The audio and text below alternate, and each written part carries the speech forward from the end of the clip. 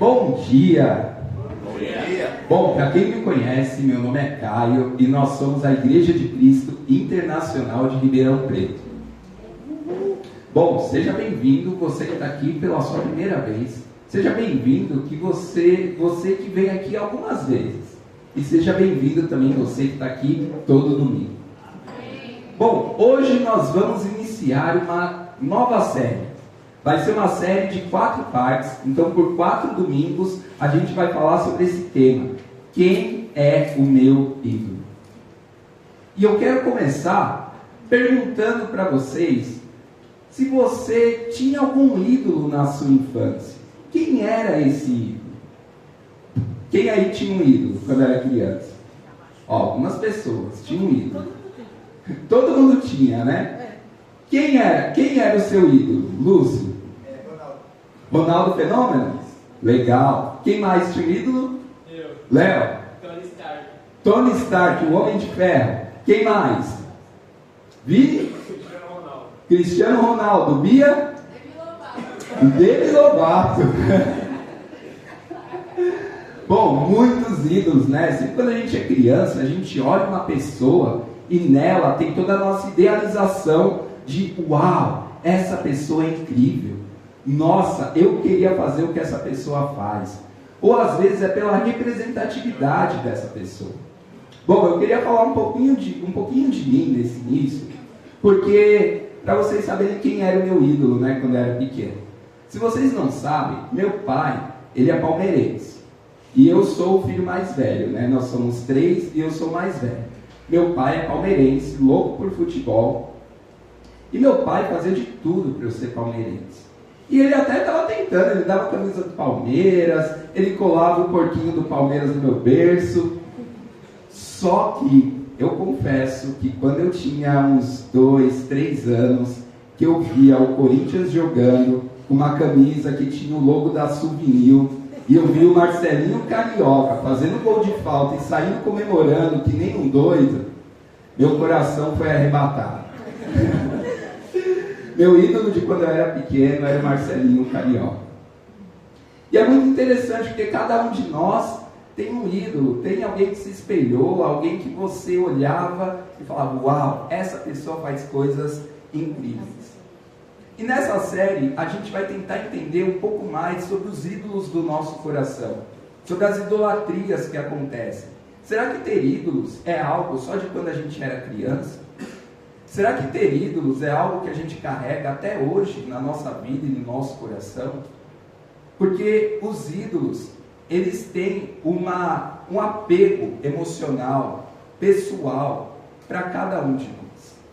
Quem você tem como ídolo, essa pessoa provavelmente influencia o seu coração, domina o que você pensa, domina as suas atitudes.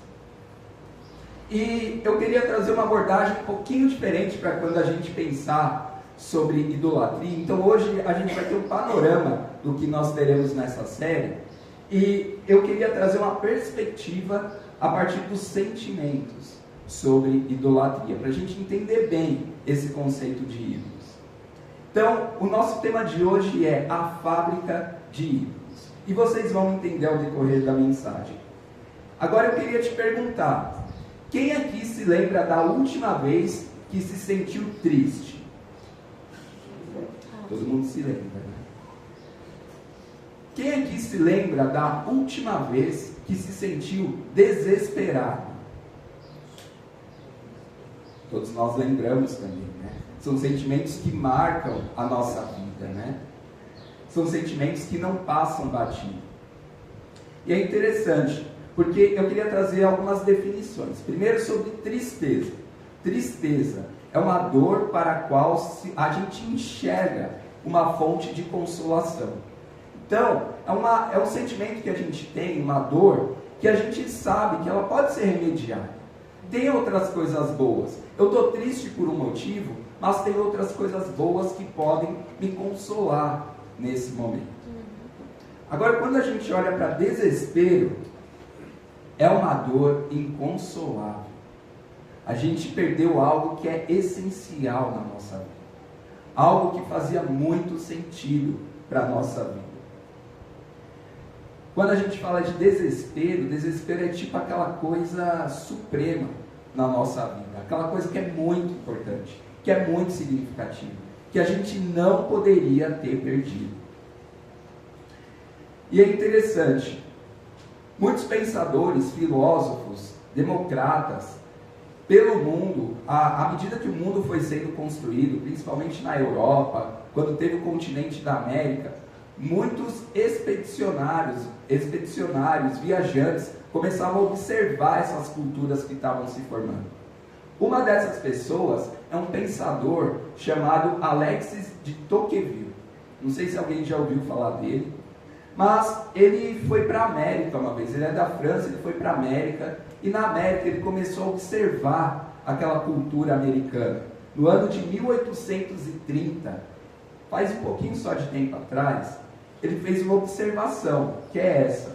Ele olhou para aquele continente americano, para as pessoas americanas, e ele viu e observou isso daqui: uma estranha melancolia a assombrar os habitantes, em meio à abundância.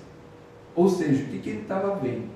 Uau, é uma terra fértil, abundante, tem muitas coisas incríveis aqui na América. Mesmo ele vindo da Europa, ele enxergou que tinham coisas abundantes na América. Mas ele via nos habitantes uma melancolia, um marasmo, um abatimento. E é interessante pensar, por que pessoas em meio a uma sociedade com abundância, talvez de recursos, de riqueza, estava melancólica? E eu não sei se vocês já se pegaram pensando que até os nossos tempos de hoje, aqui no Brasil, a gente encontra muitas pessoas no meio de uma terra abundante. Tudo bem, em Ribeirão o calor é excessivo, né? A gente acha. Mas, olha quantas coisas boas a gente tem ao nosso redor. E muitas vezes nós também estamos melancólicos, tristes com a vida, abatidos. Mas por quê? Se existe tanta abundância ao nosso redor. A gente tem acesso à água. Tem culturas que nem têm acesso à água. E é interessante a gente pensar qual que seria a causa dessa melancolia que ele observou, que dominava aquela sociedade. E é interessante porque ele chega à conclusão de que essa melancolia, ela é uma consequência daquela sociedade tentar obter a alegria por meio das coisas imperfeitas desse mundo. Mesmo esse mundo sendo um mundo tão abundante em recursos, essa melancolia vinha das pessoas quererem tirar a alegria das coisas que são imperfeitas que aqui existem. E a gente pode começar a pensar sobre isso também para a nossa definição do conceito de idolatria, que a gente vai falar nessa série. A gente pode entender idolatria como despejar nossa esperança em algo imperfeito desse mundo em que nós vivemos. Vamos trabalhar com esse conceito de idolatria durante a série. E aí, quando nós, hoje no século XXI, em Ribeirão Preto, quando a gente ouve a palavra idolatria, o que vem à sua mente? O que vem quando alguém te fala idolatria? A imagem ou estátua de alguma coisa. Estátua de alguma coisa. Faraó. Faraó. Alguém ou alguma coisa acima de todas as outras. Alguém ou alguma coisa acima de todas as outras.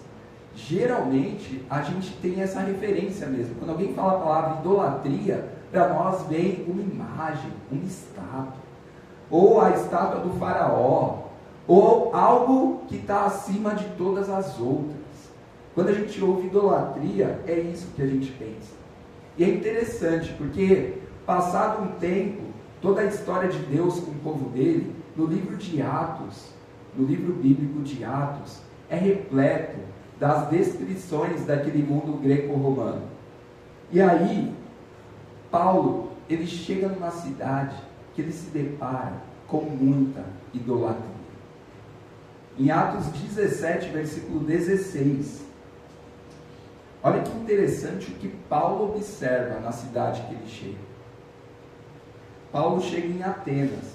E olha o que ele fala. Enquanto esperava por eles em Atenas, Paulo ficou profundamente indignado ao ver que a cidade estava cheia de ídolos. E sim, os ídolos que a gente também pensa hoje. Estátuas, divindades, se colocavam acima de qualquer pessoa. Lá na Grécia tem um templo, digamos assim, chamado Partenon. E o Partenon é um templo que era cheio de estátuas, de divindades. E esse Partenon, ele era tão grande, tão monumental, que ele se sobressaía sobre toda a paisagem da Grécia, de Atenas. E é interessante, porque lá no Partenon, lá na Grécia, lá em Atenas, eles cultuavam vários deuses diferentes. Então, por exemplo, eles cultuavam Afrodite, que era a deusa da beleza. Eles cultuavam Ares, que era o deus da guerra. Eles cultuavam Artemis, que era a deusa da fertilidade e da prosperidade. Eles cultuavam Hefesto, que era o deus da arte. Para cada área da vida, da cultura, havia um Deus a quem eles prestavam culto, prestavam adoração. E aí a gente pensa, uau, isso tudo ficou lá atrás. Ficou lá na época do livro de Atos, quando Paulo relatou sobre isso. Tudo isso ficou para trás. Hoje a gente já não vive numa cultura que tem essas estátuas. Bom, a gente pode até não ver essas estátuas ao nosso redor, mas na nossa sociedade hoje não é tão diferente essa questão de idolatria, de ídolos. Cada cultura, em cada momento da história, ela é dominada por um conjunto próprio de ídolos.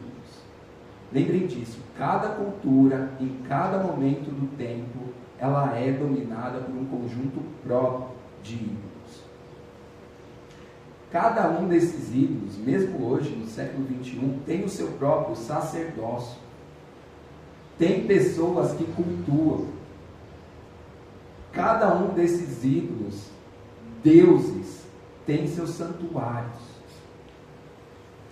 E a gente vai até ficar impressionado, mas vocês já pararam para pensar que esses santuários, muitas vezes podem ser as torres dos escritórios? Podem ser spas e academias, podem ser estúdios, casas de show, estádios de futebol. Sabe por quê? Porque ali são lugares onde as pessoas estão depositando sacrifícios de energia, de culto, estão se entregando a essas coisas. Se a gente for parar para pensar, o que são hoje esses deuses da beleza, do poder, do dinheiro, da realização, senão as mesmas coisas que estavam em Afrodite, Artemis, Hefesto, hoje não são mais reproduzidas por meio de uma escultura específica, mas o conceito continua da beleza, do poder, do dinheiro, da arte. Continuam sendo ídolos ao coração humano. Talvez hoje a gente não dobre os joelhos a esse tipo de coisa. Quer dizer, a gente pode não dobrar o joelho literalmente, né? Mas, e o nosso coração está se dobrando a esses ídolos? Do poder, do dinheiro, da beleza? Será que nós estamos tendo atitudes que estão se curvando a essas coisas hoje? A gente pode até não queimar um incenso a Artemis, mas e quando o dinheiro e a carreira profissional assumem proporções muito elevadas na nossa vida, que faz com que a gente comece a sacrificar nosso tempo, a gente começa a sacrificar nossa devoção a isso, ao trabalho, ao dinheiro, ao sucesso, e nada mais tem espaço no nosso coração. E quando será que, por conta do poder, do sucesso, do dinheiro, do trabalho, a gente pode até não sacrificar crianças como a gente sacrificava antes, né? Anteriormente esses povos sacrificavam sacrificavam mesmo as crianças à morte, a uma fogueira. Mas e se hoje a gente sacrifica crianças de outra maneira? Quando a gente não dá mais atenção à família e às crianças, e a gente negligencia o nosso cuidado a elas, por conta do poder, do dinheiro, do trabalho, do sucesso. E aí eu quero dar até um exemplo para ficar um pouquinho mais claro para a gente. Vocês já pensaram em alguém que constrói uma carreira política? Por exemplo, quanto tempo essa pessoa se envolve na política? Geralmente eles começam como um vereador ali numa cidade, numa região.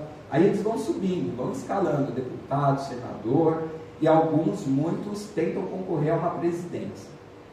Vocês já perceberam que no discurso de sempre quem vai ali concorrer à presidência, ele sempre coloca valores voltados a defender a família, a defender o progresso, a defender a família é a coisa mais importante que nós devemos defender. Porém, quando a gente olha para essas pessoas, a gente vê que eles mesmos negligenciam a própria família em busca da sua candidatura, ou seja, do seu poder, do seu sucesso. Eles estão falando que defendem a família, mas a própria família deles está negligenciada, porque eles estão buscando, escalando outras coisas. E é interessante, porque se a gente for pegar entrevistas, depoimentos de grandes pessoas que construíram carreiras políticas sólidas e hoje podem estar muito velhas, todos eles, ou pelo menos a maioria deles, chegam à constatação de que a grandiosidade que eles atingiram não foi suficiente. Ele pode ter sido presidente da República do Brasil, mas ele vê que todo o poder que ele conquistou ainda não foi suficiente. E ele hoje se sente solitário, mesmo depois de construir toda essa carreira. Muitos dos filhos e cônjuges dessas pessoas estão distantes deles. E esses líderes, de alguma maneira, eles vão tentar curar essa família. Esses líderes políticos, seja qual for a esfera, ele vai tentar curar a ferida. E muitos deles se envolvem em casos amorosos, de escândalos, traições, que realmente destrói a família que eles haviam construído. Mas eles começam a tomar muitas medidas para preencher esse vazio interior que eles sentem, mesmo depois de conseguir toda a riqueza, todo o sucesso, toda a fama, eles ainda estão vazios. Eles sacrificaram tudo ao Deus do sucesso, ao Deus do poder, ao Deus do dinheiro, mas nada disso ainda foi suficiente. Na antiguidade, quando a gente olha para essa imagem, desses deuses gregos, havia o sacrifício, de crianças, principalmente. Eles eram cruéis, A gente olha para as histórias da mitologia e fala, nossa, esses deuses eram cruéis, porque pediam sacrifícios de crianças, sacrifícios humanos. Mas o ponto é que o sangue que os ídolos pedem por meio dos sacrifícios ainda continua até hoje. Ainda há sangue derramado, sacrificado por conta dos ídolos. E quando a gente fala do nosso próprio coração, vamos parar um pouquinho de falar dos outros. Vamos olhar para a gente agora, para o nosso coração. Como é que está a idolatria se a gente olha para o nosso coração? Nós temos ídolos hoje,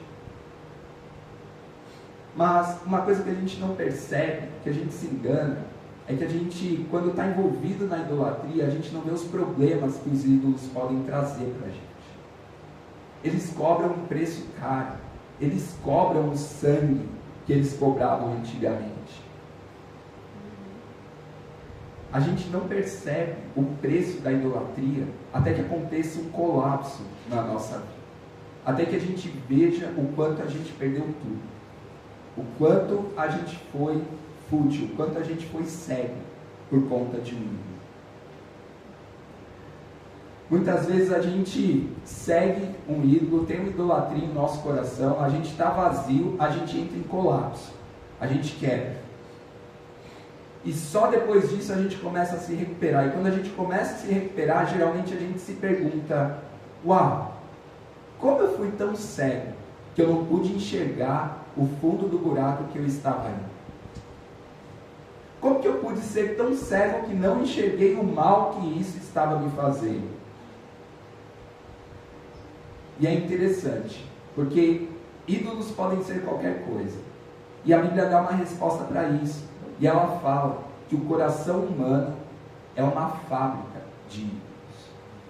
Não tem jeito. O coração humano é uma fábrica de ídolos. E é muito interessante, porque lá no livro bíblico de Ezequiel, no Antigo Testamento, capítulo 14, versículo 3, olha que interessante. Deus está falando para o profeta Ezequiel. E ele fala: filho do homem, estes homens ergueram ídolos no coração e puseram tropeços ímpios diante de si. Devo deixar que me consulte? Deus constata ao profeta: esses homens, inclusive os sacerdotes, aqui é uma mensagem para os sacerdotes da época, pessoas que buscavam se conectar a Deus, ergueram ídolos no seu próprio coração. Olha que interessante. Nós erguemos ídolos em nossos corações, mesmo que a gente não faça uma estátua especificamente, mas nosso coração levanta ídolos o tempo todo, de qualquer coisa. E aqui era uma mensagem para os anciãos da época. E aí eu penso nos anciãos que estavam ouvindo essa advertência de Deus por meio do profeta Ezequiel, e eu acho que esses anciãos teriam a mesma reação que eu. Talvez eu falaria: ídolos? Que ídolo, Deus? Deus, o Senhor, está vendo errado. Isso não é um ídolo para mim. Isso não é um ídolo no meu coração. Não, o Senhor está enganado, Deus, o Senhor está vendo errado. Como que eu vou erguer um ídolo? Um ídolo era se eu fizesse uma estátua, se eu me dobrasse o joelho, colocasse o rosto em terra para aquela estátua. Não, Deus, eu não tenho nenhum ídolo no meu coração. E o ponto é que Deus estava falando de algo profundo aqui. Deus estava falando que nós, seres humanos, a gente pega coisas boas da nossa vida e faz delas ídolos. Nós pegamos coisas boas da nossa vida e fazemos delas ídolos. Eu arrisco a dizer hoje que as coisas não vieram com o intuito delas serem ídolos. Mas o problema é que nós tornamos essas coisas ídolos. Faz sentido? Dá para entender? A coisa em si, ela não veio para ser um ídolo, mas o nosso coração é que torna isso um ídolo. E o ponto da idolatria é que essas coisas que nós tornamos ídolos se tornam essenciais na nossa vida. Essas coisas deveriam ser coisas auxiliares para nós, mas nós tornamos elas essenciais. Tornamos elas a razão do nosso viver, o sentido da nossa vida. É isso que os ídolos fazem. É assim que eles tomam lugar no nosso coração. E o ponto é que nós deixamos essas coisas boas terem esse significado na nossa vida.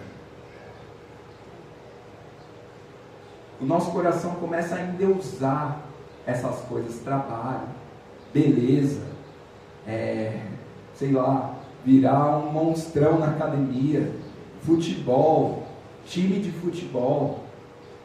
A gente começa a endeusar essas coisas de uma maneira que nada mais tem espaço no nosso coração. E a gente geralmente vai até o fim com os nossos ídolos, até onde a gente não tiver mais forças, ou até o momento que a gente se depara com um colapso na nossa vida e destrona esse ídolo do nosso coração. Mas o ponto é que a gente transfere para os ídolos, para essas coisas boas ao nosso redor, sentidos de segurança, de proteção. A gente coloca no ídolo a expectativa dele trazer para nós a realização que a gente quer. De trazer para nós o preenchimento do vazio que a gente tem no nosso coração. Se a gente alcança o objetivo daquele ídolo, se a gente chega no ponto máximo daquele ídolo, isso vai me preencher. É isso que a gente pensa. Isso vai me preencher, isso vai me dar segurança, isso vai me dar identidade, isso vai me dar proteção. É toda essa carga de expectativa que a gente coloca em cima dos ídolos. Agora eu quero fazer uma pergunta aqui para vocês. Vamos ver se alguém vai saber a resposta. Qual é o código moral mais famoso do mundo? Oi? O Código de Hammurabi? Não é o Código de Hammurabi. Qual é o código moral mais famoso do mundo? Os 10 mandamentos? Exatamente. Os 10 mandamentos. Pasmem, os 10 mandamentos é o código moral mais famoso do mundo. Não sei se vocês sabem, mas o primeiro mandamento, lá em Êxodo, capítulo 20, versículo 2 e 3, é o primeiro mandamento. Eu sou o Senhor, o seu Deus, que o tirou do Egito, da casa da escravidão. Não tenha outros deuses além de mim. Primeiro mandamento. Não ter outro Deus, não ter outro ídolo além do Senhor. Além de Yahvé. E aí, desse primeiro mandamento, tem no versículo 4 e 5, olha que interessante. Deus já até dá uma resposta para o coração humano. Ele fala, eu sou o seu Deus, não tem outro Deus além de mim. E aí ele fala, não faça para você nenhum ídolo na forma de qualquer coisa no céu, na terra ou nas águas embaixo da terra. Não se prostre diante deles, nem lhes preste culto, porque eu, o Senhor, o seu Deus, sou Deus zeloso. Quando eu leio esse versículo 5, eu entendo que isso abrange tudo na nossa vida. Não se prostre diante deles, nem lhes preste culto.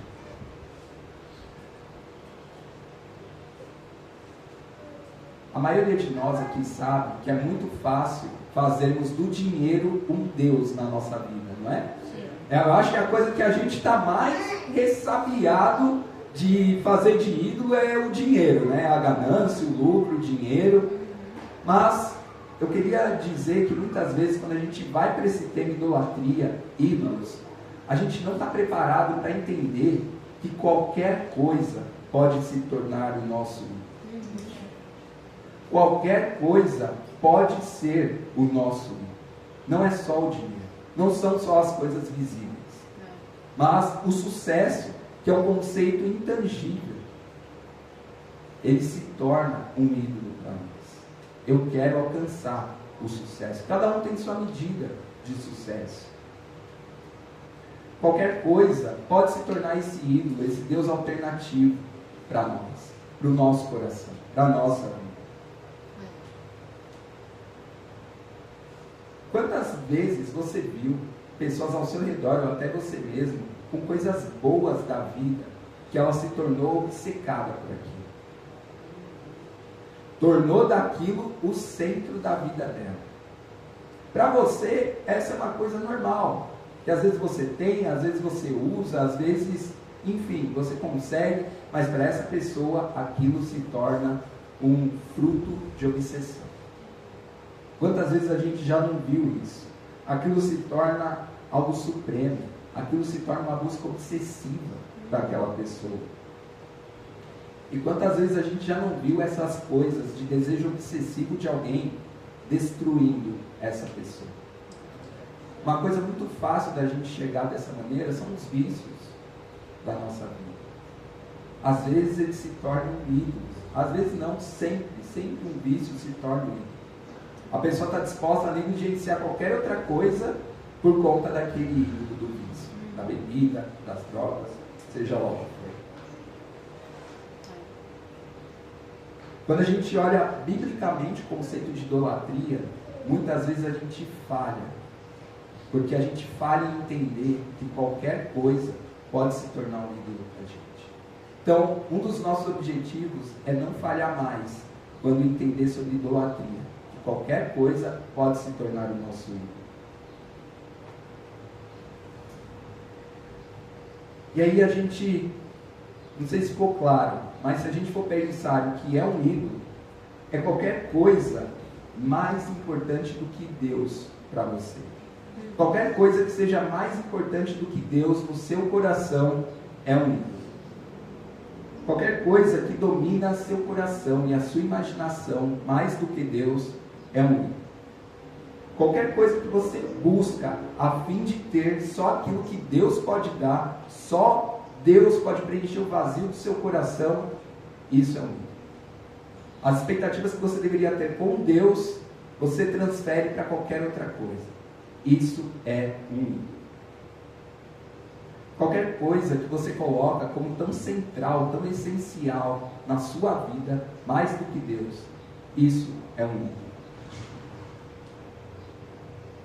É interessante porque a Bíblia, ela usa 3 metáforas para descrever como as pessoas se relacionam com os ídolos no seu coração.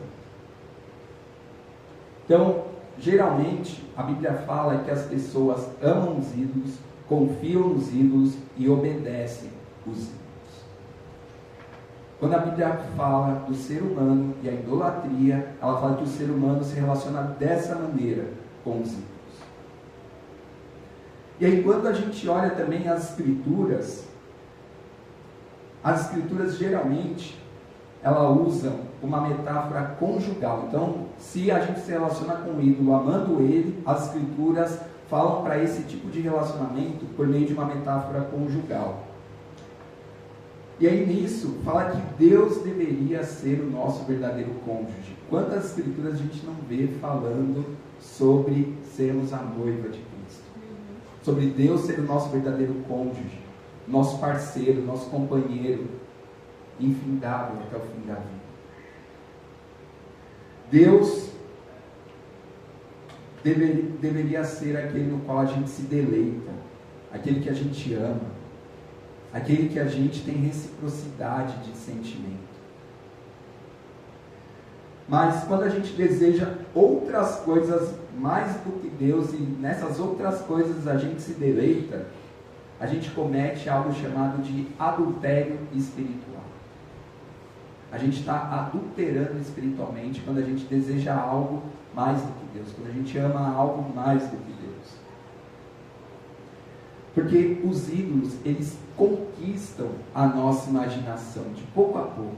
Eles vão conquistando a nossa imaginação, nosso desejo. E aí a gente pode começar a tentar identificar isso por meio dos nossos pensamentos. Em quais coisas eu estou pensando ultimamente? E para você identificar, você pode pensar, o que eu gosto de passar o tempo imaginando? É meu momento na academia, é quando eu estou no trabalho, produzindo. O que toma meu pensamento, a minha imaginação? Quais são os nossos sonhos favoritos? Geralmente, aquilo que você sonha é algo que você muito deseja, muito ama também. O ídolo se identifica dessa maneira também. A gente se volta para os ídolos para que eles também nos amem, para que eles nos deem o valor que a gente gostaria de ter, para que o ídolo dê a nós um senso de beleza, importância e mérito que nenhuma outra coisa dá para a gente. É por isso que a gente se volta aos ídolos amando eles, porque a gente deseja tudo isso. Mas será que é justo a gente depositar em algo tão superficial, desse mundo imperfeito, uma expectativa tão grande? Será que o ídolo é realmente o lugar onde eu devo depositar essas coisas do meu coração? Quando a gente fala sobre relacionar com os ídolos, confiando nos ídolos, as escrituras usam a metáfora religiosa. para lidar com isso. Porque aqui, na metáfora religiosa, quando as Escrituras, a Bíblia falam com a gente, ela fala que Deus deve ser o nosso verdadeiro Salvador, certo? Quantas vezes a gente não vê nas Escrituras que Deus é o Salvador, Deus é quem salva, Ele merece nossa confiança. Mas aí a gente recorre à realização pessoal, à prosperidade financeira, para a gente obter essa segurança que a gente precisa. Deus deveria ser o Salvador, mas nós queremos ser salvos pela minha prosperidade financeira, pelo meu dinheiro, pelo meu sucesso, pela quantidade de bens que eu possuo. A gente deposita na prosperidade financeira, no trabalho, a segurança que só Deus pode dar. A gente transfere para o dinheiro a salvação que só Deus pode nos dar. E os ídolos enganam muito, porque eles dão para nós a impressão de que nós estamos no controle, né? A gente está trabalhando para conseguir esse dinheiro, mas nós estamos sendo escravizados, vez após vez, dia após dia, por esse ídolo. E aí, quando a gente for pensar, para a gente identificar se a gente está confiando nos ídolos, se essa é a maneira que a gente está se relacionando com ele, a gente pode começar a observar quais são os nossos pesadelos. Porque os nossos pesadelos tocam nas nossas inseguranças. Para refletir quais são os meus pesadelos, de quais coisas eu tenho mais medo que aconteça. É eu perder meu emprego? É eu não ter mais renda? É meu filho não ter uma boa escola? É eu perder meu carro? Onde é que você está depositando a sua confiança? Você não confia em Deus? O que nós mais tememos? O que é que, se a gente perder, vai tornar a nossa vida indigna de ser vivida? Já parou para pensar nisso? Se eu perder isso na minha vida não vai ser mais digna de ser vivida. O que é isso? Por fim, para lidar com a nossa obediência aos ídolos, as Escrituras trazem uma metáfora política para isso. Deus deveria ser o nosso único Senhor e Mestre. É isso que as Escrituras revelam nessa metáfora política. Mas o que quer que a gente ame, o que quer que a gente confie, é isso ao que nós também servimos. Aquilo que a gente ama, aquilo que a gente confia, nós obedecemos, nós servimos a isso. E aqui nesse ponto dessa metáfora política, a gente pode observar, enxergar os nossos ídolos, quando a gente observa as nossas emoções mais persistentes, aquelas emoções que nunca saem do nosso coração. O que deixa a gente irado? O que deixa a gente ansioso? O que deixa a gente sem esperança? O que será que faz a gente ficar sem esperança de uma maneira descontrolada? O que leva a gente à falta de controle? O que atormenta a gente com uma culpa da qual a gente não consegue se livrar? Provavelmente é a isso que nós estamos obedecendo. É a isso que nós estamos servindo. Eu trouxe uma frase interessante de uma escritora, uma autora, chamada Rebecca Pilot. E ela diz o seguinte: o que nos controla é nosso Senhor. A pessoa que busca o poder é controlada pelo poder. A pessoa que busca a aceitação é controlada por quem ela deseja agradar. Não controlamos a nós mesmos. Somos controlados pelo Senhor da nossa vida. Quem é o Senhor da sua vida? É o trabalho? É o dinheiro? É a segurança financeira? É o amor? É ser amado? É ser desejado? É ter aquele corpo super fitness? O que é o seu Senhor? porque isso está controlando a sua vida. É você mesmo, o seu egoísmo, você sempre tem que estar acima de tudo. As coisas só vão acontecer da maneira que você deseja. Não é da maneira de Deus, é da sua maneira. Eu só vou servir a Deus, a igreja, se for da minha maneira. Se não for da minha maneira, eu não vou servir. Os meus limites viram o meu ponto de partida. O meu eu vira o ponto de partida. Não é Deus, sou eu. Eu acima de Deus. Muitos de nós caímos no engano de colocar a nós mesmos no trono do nosso coração, acima de Deus. Quem é o seu Senhor? Para finalizar, tem duas escrituras bíblicas que eu acho que podem nos ajudar muito. Porque o nosso objetivo aqui é entender que qualquer coisa boa, nós é que temos a dificuldade de transformar isso em um ídolo. Na verdade, a facilidade, de maneira muito fácil, a gente pega uma coisa boa e transforma em um ídolo. E o nosso ponto é como identificar e como entender o que a Bíblia diz sobre isso.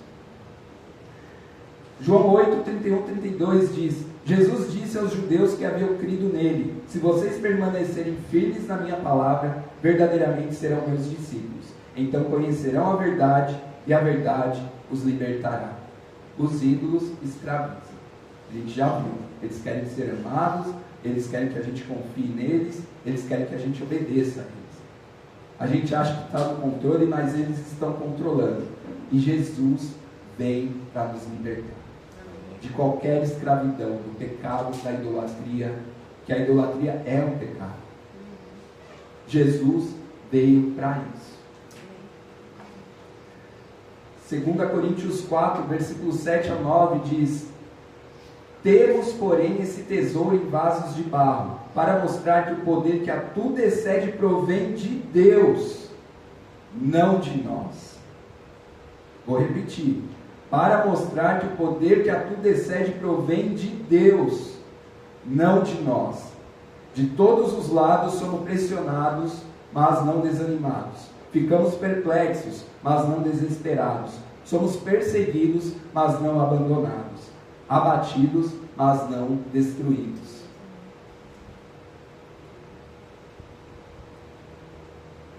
Lembra inicialmente, quando a gente falou sobre tristeza e desespero?